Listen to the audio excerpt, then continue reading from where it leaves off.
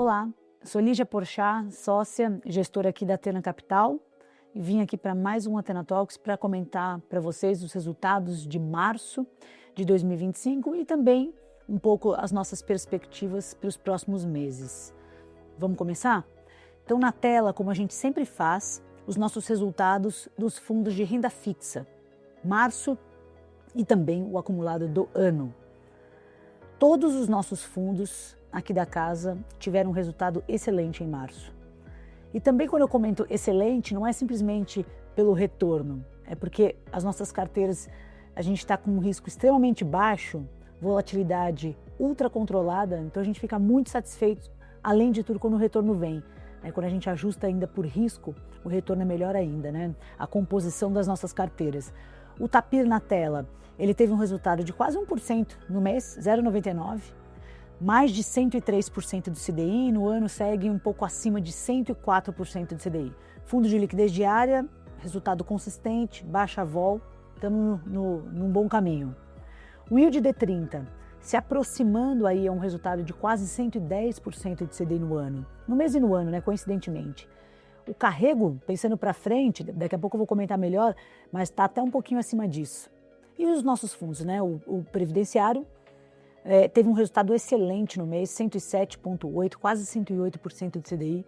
E no ano a gente está um pouco acima de 105% de CDI. Lembrando que Prev, né, pessoal, a gente sabe que não paga come cotas no meio do caminho. Então, quando a gente ajusta essa rentabilidade sem considerar o pagamento do imposto, na prática o retorno é ainda maior. Dinheiro no bolso no final de 10 anos, vamos colocar assim, é muito maior quando a gente compara com o fundo tradicional de renda fixa ou de multimercado que paga imposto no meio do caminho. Então a gente ficou muito satisfeito aí com o resultado esse mês dos nossos fundos. Vamos pensar um pouquinho para frente, depois eu vou comentar de curva, juros, né, NTNB, como a gente sempre faz, eu vou dar um exemplo de uma debênture de uma empresa importante aqui na nossa carteira que a gente ficou também muito satisfeito com o resultado. Pensando para frente, a gente segue com uma carteira muito controlada em termos de duration dos ativos. A nossa duration média dos ativos de crédito nos nossos fundos de renda fixa, elas estão variando de 1 a 1,5. Então, o Tapir, que é o nosso fundo de liquidez diária, e o Prev, eles possuem a menor duration, ou seja, o prazo médio que a gente está emprestando dinheiro, o prazo médio de recebimento desse recurso está muito, muito baixo. Em outras palavras, a gente está super preparado para caso ocorra novamente um dezembro 24, dessa vez a gente quer ter menos vol ainda. É claro que a gente sabe que o resultado foi abaixo de 100% de CDI nos fundos, mas o que a gente ficou satisfeito é que não foi por conta de um estresse no crédito, e sim pelo momento de mercado que a gente estava vivendo, aquela volatilidade, aquela abertura de spreads que a gente já sabe. E esse ano a gente segue em plena recuperação daquele dezembro e mais ainda, né, com um carrego muito atrativo para todos os nossos fundos. Importante mencionar também que em fevereiro, primeiro dia útil de fevereiro, a gente lançou o nosso fundo de infraestrutura, isento de imposto de renda.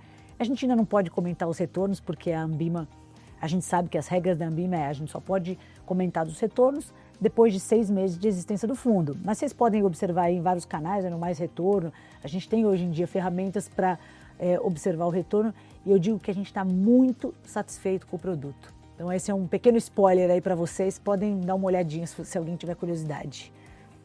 Indo para frente, agora comentando um pouco de curva, acho que é importante mencionar, a gente sabe o que a gente está passando com a história agora do Trump, é o novo, acho que, assunto do momento, muito importante, com muito reflexo nos mercados locais e principalmente no offshore. Mas eu acho que aqui, para mencionar março, a gente teve um março muito positivo do ponto de vista de curva. Olha na tela a curva DI futura. Ele é o nosso grande balizador dos mercados de renda fixa aqui e também renda variável, né, dos nossos mercados aqui no Brasil. A linha azul escura é a linha hoje da curva DI. A gente observa que houve um fechamento com relação a um mês atrás. Olha que interessante, a de um mês atrás é a mais clarinha que está por cima. E ela estava rodando na casa dos 15, tanto a de curto prazo quanto a de longo prazo. Até em alguns pontos um pouco acima de 15. E o fechamento de 31 de março, o que a gente observa? foi um bom fechamento dessa curva. Isso acabou incorrendo nesses resultados que eu mencionei para vocês do nosso fundo de infra, que é solto a IPCA, então a gente captura esse alto retorno com o fechamento da curva. Mas isso não tem impacto só para fundo IPCA, né? É muito importante, eu acho que passa um sinal de que a curva está muito alta. E, de novo, né, só para a gente tentar aí colocar numa perspectiva, o que ela representa, ela não é a Selic, ou seja, o que o Banco Central de fato determina. Ela é uma previsão e ela reflete muito risco de mercado, expectativa dos agentes de mercado, se o fiscal vai dar certo ou não. Ela reflete expectativas de inflação.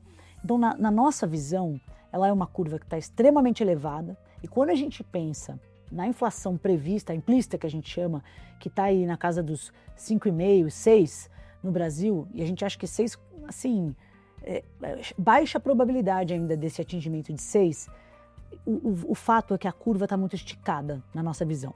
Como aqui na Athena a gente não faz previsão, em outras palavras, eu posso até achar que a curva está esticada, mas a gente costuma operar no curto prazo, com informações que a gente tem de curto prazo, preço de momento.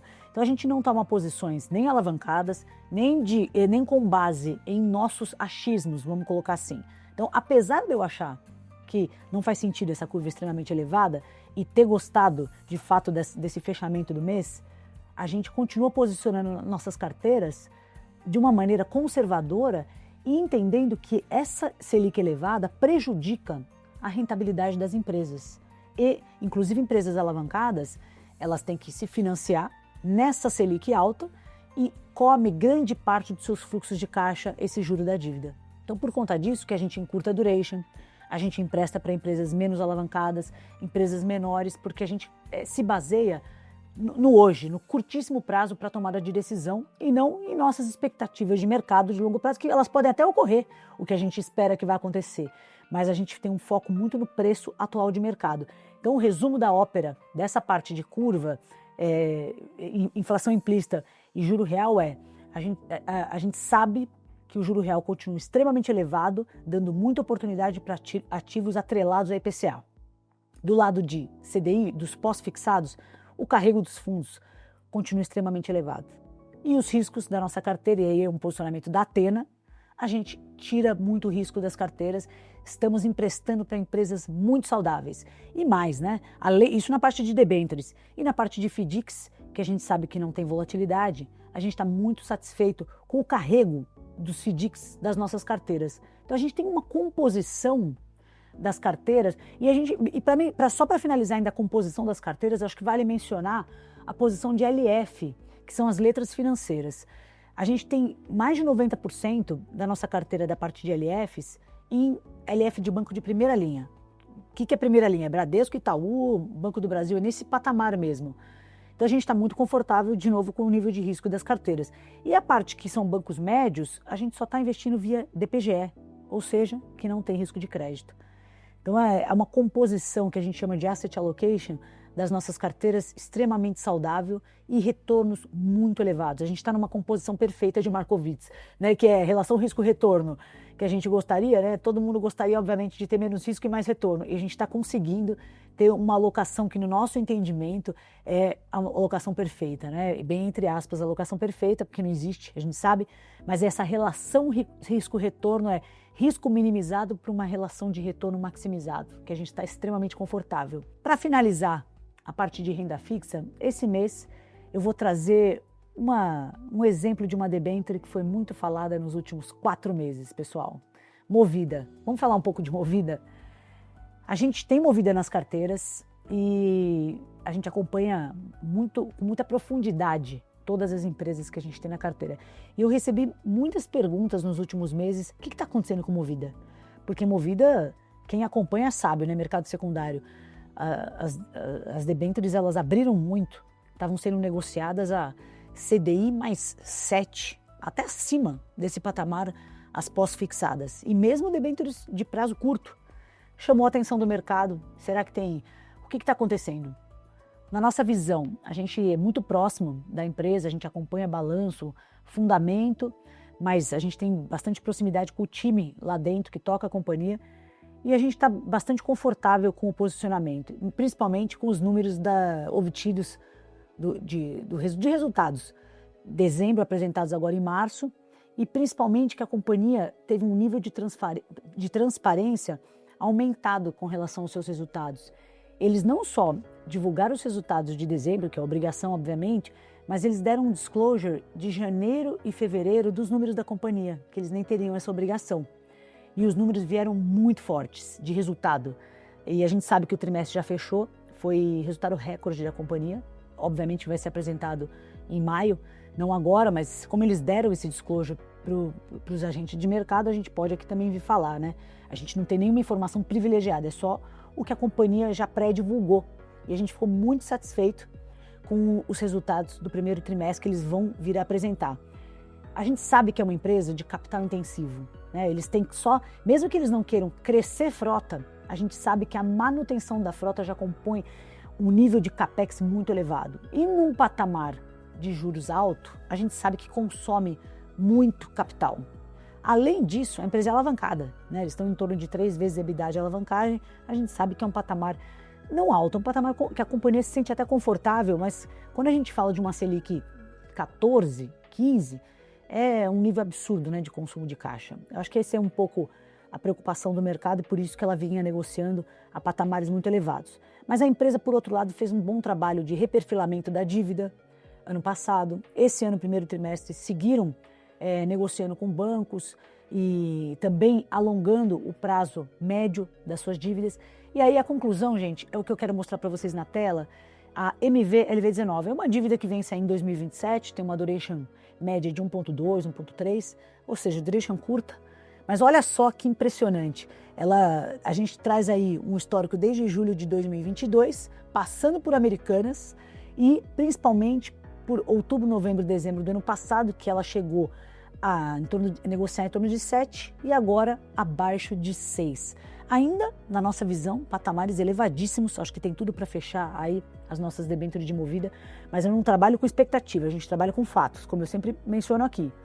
Mas o mais importante é o comportamento do mercado. Depois que a Movida soltou o resultado, olha como deu uma fechada as debêntures, as negociações no mercado secundário. Posso trazer outra aqui para vocês. Na tela, MV-LV-A1, outra debênture de Movida que vence em 2027.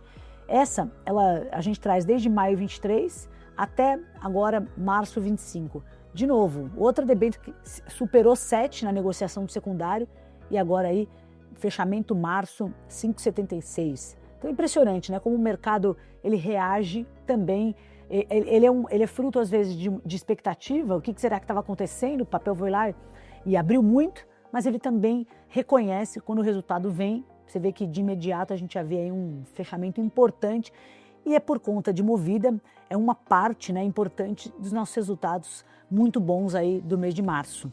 E a gente acredita que para frente vamos continuar nessa toada aí de fechamento dessas debêntures de Movida com uma composição ainda mais positiva para os nossos fundos. Mas achei importante trazer para vocês essa explicação, né, a nossa visão um pouco de Movida, que é uma empresa que estava chamando a atenção do mercado e eu acredito que tem tudo para seguir fechando. A gente está bem tranquilo. Tranquilo não significa que não estamos atentos, conversando com a empresa semanalmente, acompanhando os balanços, concorrência, setor. Quando eu digo tranquilos, é nesse sentido. A gente está confortável em manter as debêntures na carteira, porque se caso a gente não tivesse, não importa preço, a gente venderia, a gente tiraria essas debêntures da carteira.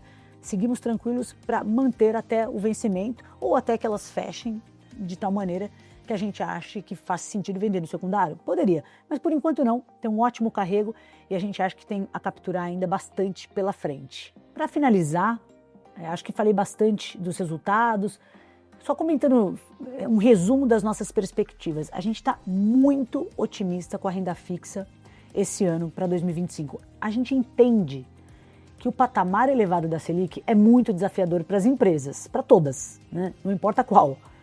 Mas a nossa carteira tem uma composição que nos traz muita segurança, pensando para atravessar esse 2025 de patamares elevados de Selic. E mesmo atravessar o cenário Trump com as tarifas, que a gente vai com certeza falar aqui para vocês bastante no próximo Talks, com os resultados de abril, que vão ser influenciados, claro, por essa turbulência de mercados. Mas a gente está muito otimista com a renda fixa no Brasil. Mas eu não podia deixar de mencionar também que, e chamar a atenção, que se a renda fixa ela vai atravessar bem esse cenário, por outro lado, a renda variável, a gente entende que o custo de oportunidade é muito alto na renda fixa, mas os preços estão muito baratos. Eu acho que, reitero, o nosso otimismo também com os preços dos ativos da renda variável. Acho que é muito importante chamar atenção também para esse aspecto. E o nosso fundo de infraestrutura, para finalizar, já mencionei para vocês que a gente não pode falar de resultado, mas eu acho que de todos os ativos que a gente tem na carteira, todos os fundos, os produtos que a Athena Capital tem na carteira, esse é o fundo que tem mais potencial de retorno. E aí eu não estou mencionando por conta dos resultados passados, até porque o fundo está iniciando, só tem 2 meses aí de histórico. Estou pensando em termos de produto. A gente começou o fundo num patamar de juro real próximo de 8, 7,80, 7,70. Então é um carrego, pensando para frente, violento. É um retorno, um potencial de retorno muito alto. E, lembrando, gente, isento de imposto de renda. Então eu quero chamar a atenção para vocês, para olharem, se vocês não têm na carteira fundo de infraestrutura, porque tem medo de volatilidade, por conta do ano passado, vários fundos se deram mal, a gente volta a chamar atenção. Vamos pensar olhando para frente. Juro real alto é a hora de entrar em fundo de infraestrutura, não a CDI, a IPCA, porque em caso de fechamento do juro real, vamos pensar num horizonte 1, 2, 3 anos, gente. É um carrego, é um retorno violento, muito superior a ativos atrelados à CDI. Inclusive os nossos fundos pós-fixados, viu? Estou chamando a atenção. Só que tem um detalhe, isento de imposto de renda. Então, não deixem de fazer essa lição de casa, de estudar esses fundos, gente. E aí eu finalizo aqui mais um Athena Talks. A gente se vê no próximo, pessoal. Até mais.